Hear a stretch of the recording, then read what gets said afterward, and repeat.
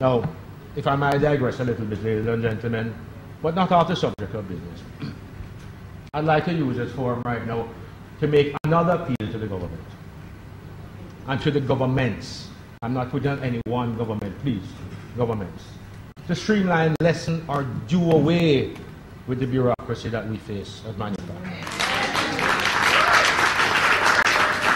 Streamline, lessen, or do away, please.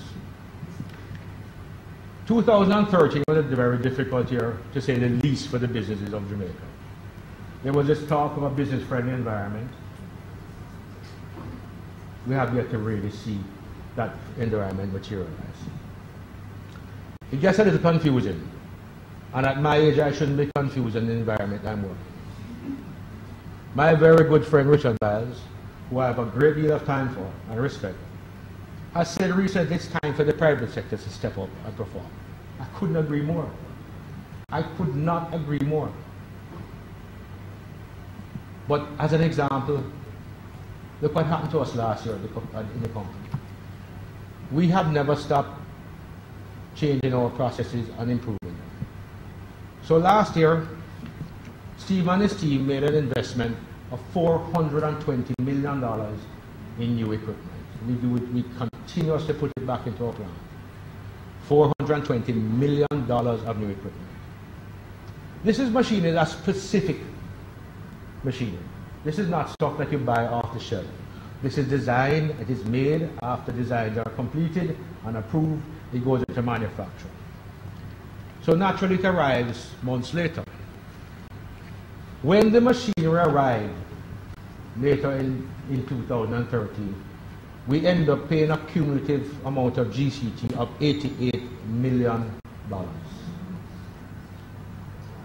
At the time we started the process of ordering and specification, we didn't know we would have to face an $88 million bill.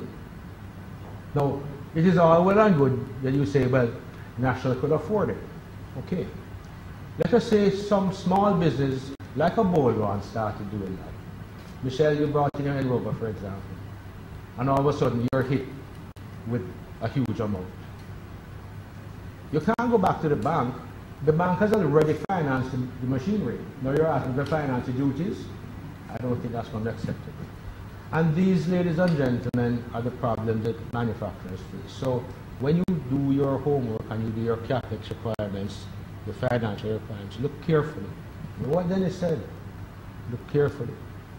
Look carefully. Michelle can tell you, I know how much pain she went through just to buy it as she stepped up. I know the agonizing, because you never know where tomorrow is. But she was brave enough to do it. And she's going to do really, really well. At the expense of everybody's waistline, but she's going to do well.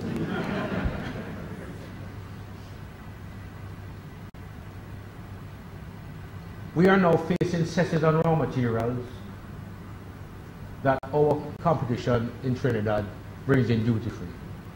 I am currently facing a cess that possibly could exceed 80% of CI. That same product is going to Trinidad free of duty. It makes more sense for me as a manufacturer, but also a distribution company, because remember, the plant really manufactured, but we have to distribute it as a distribution company to actually buy it from Trinidad, because I would be far better off. I'll be ahead of the game, because I can't pay those cesses and compete. It's absolutely impossible. It cannot happen. So these are the things we need to address, and these are the things that, Mr. President, we have to address together, both as the private sector individuals and as the organizations that lobby on our behalf. What many of you do in your manufacturing is your added value. Your added value. Not everyone changes raw materials chemically and physically. Some we add value. We add value to the things that we produce and manufacture.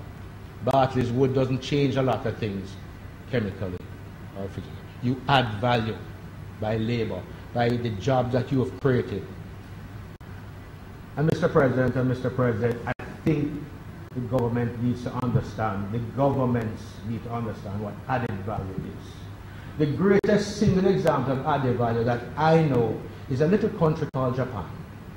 No oil, no minerals, they don't have aluminium, they have no petroleum base, and they make a little thing with added value called Toyotas, Nissan, Sony. That's all added value. Added value at a very high level. But they had to start somewhere. And we need to have the government understand added value creates jobs. Added value creates profit. Profit drives investment. People ask me about philanthropy.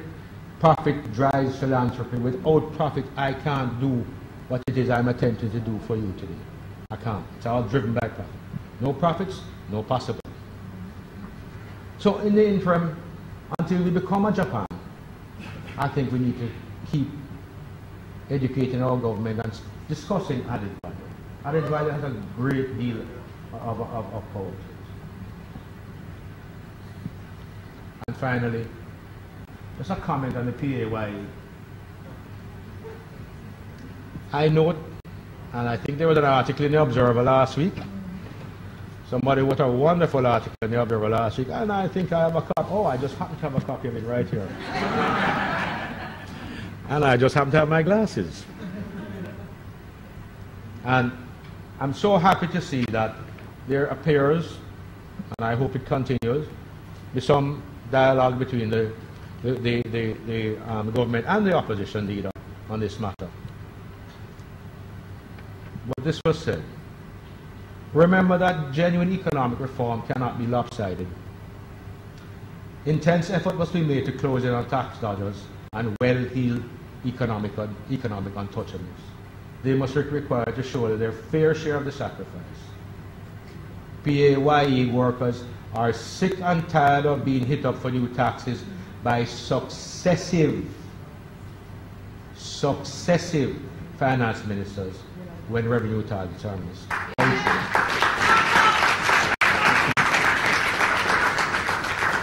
It bothers me when I look at my own staff to see how they have progressed over the years. Their earnings go up, their dreams should increase, their goals in life should be higher. And then we have evaluation. Then we have taxes. I think the government should find a way to widen the tax net, to lessen the burden, and to lower the tax rate. I guarantee they probably collect twice as much as they are now. And finally, ladies and gentlemen, no government can legislate love.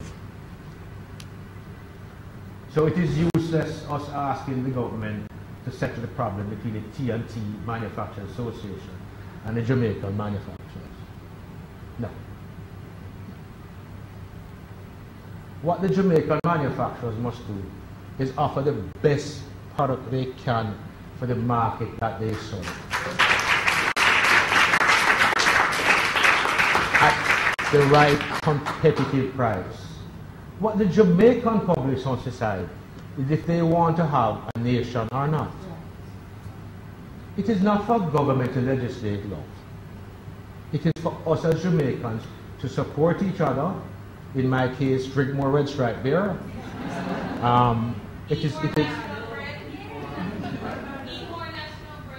Naturally. And it is for us to decide that that is the way we will support our country. But manufacturers, you have to put quality products out there. There's no excuse for mediocrity anymore. The processes are there, the tests are there. Learn your processes, learn your tests. Even if you do it small, you can do it well. Believe me, it can be done very, very well. So we can't ask for any legislation by government. The only thing I ask government for is a level playing field. I don't ask anything else. It is for me as a manufacturer to be competitive anywhere I go.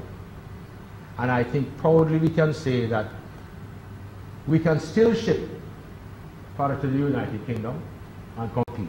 So we can't be that bad. And I encourage you all to think about that.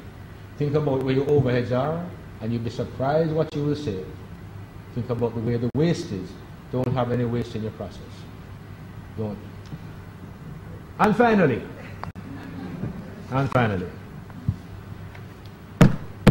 Chris Bryan, I want to thank both of you. You have fought for the private sector, you have fought for the manufacturers. Keep on doing what you're doing. I know it takes a lot out of you. I know it has taken a lot out of you. But thank you very much.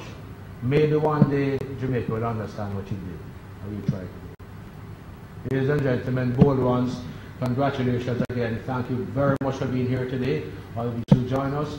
Members of the press, please, not national, right there, 8 of them. That's the people you have to big up nowadays. You have to big them.